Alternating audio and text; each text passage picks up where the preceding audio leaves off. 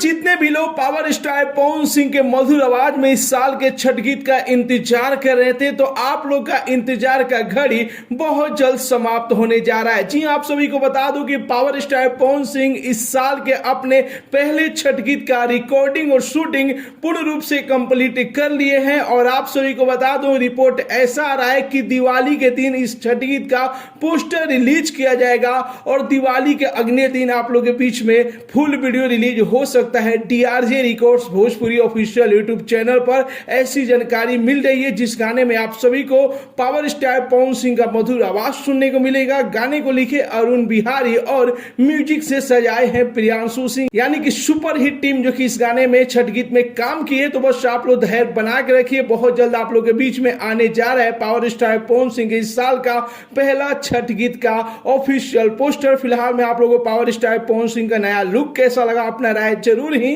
Comment box में बताइए। मिलते अगले वीडियो में एक नया न्यूज के साथ, तब तक के लिए बाय बाय, टेक केयर, जय हिंद।